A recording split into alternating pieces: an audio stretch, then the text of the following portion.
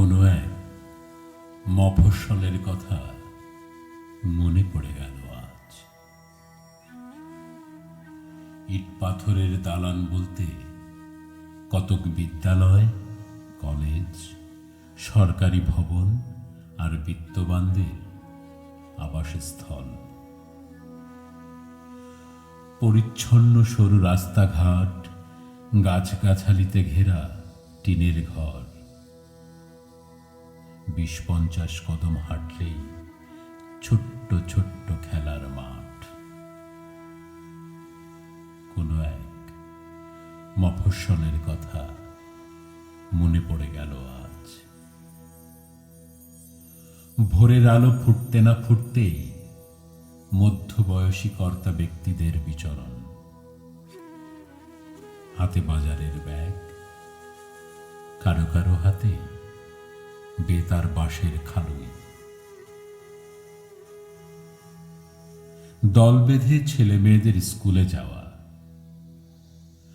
রাস্তা দেখতে দেখতে কেজির বাচ্চাদের হাত ধরে মায়ের চলা, আর সাইকেলের সামনে পেছনে সন্তানকে বসিয়ে স্কুলে চলেছে বাবা। স্কুলের শুরুতে অ্যাসেম্বলিতে দাঁড়িয়ে জাতীয় সঙ্গীত গাওয়া। মনে পড়ে গেল কোনো এক মফস্বলের কথা। 4 ক্লাসের ঘন্টা বাজলেই বন্ধুদের সাথে টিফিন ভাগাভাগি। ছুটির ঘন্টা বাজতেই দল বেঁধে ঘরে ফেরার তাড়া।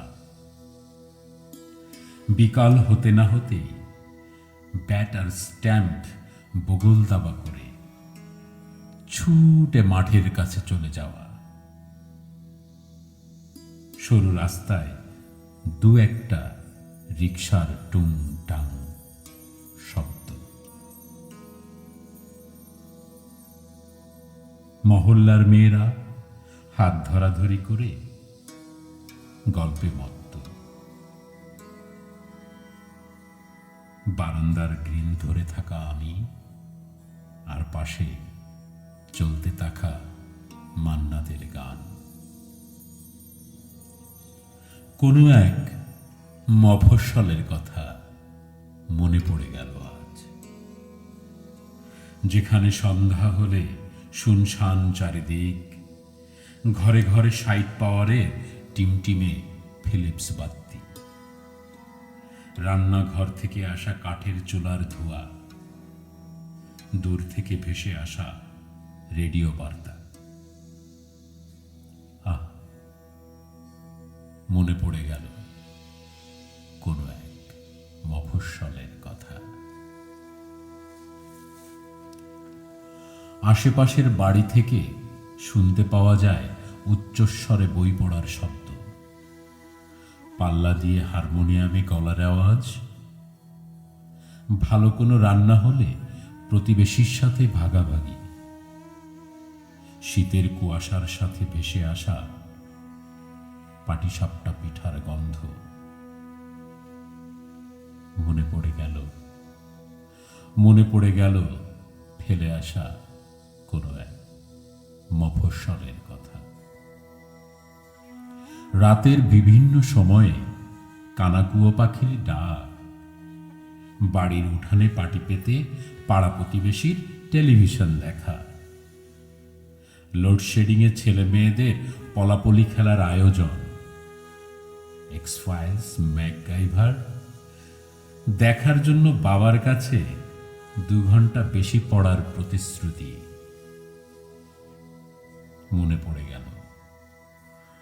পড়ে গেল আজ কোনো এক মফস্বলের কথা। বৃষ্টি হলে স্কুলের পোশাক, জুতা পলিথিনে ভরে ভিজে ভিজে ঘরে ফেরা। বৃষ্টির জলে 2 ক্লাসের মধ্যে ফুটবল খেলার আয়োজন। পাড়ায় পাড়ায়, মহল্লায় মহল্লায় ক্রিকেট, ব্যাডমিন্টন প্রতিযোগিতা।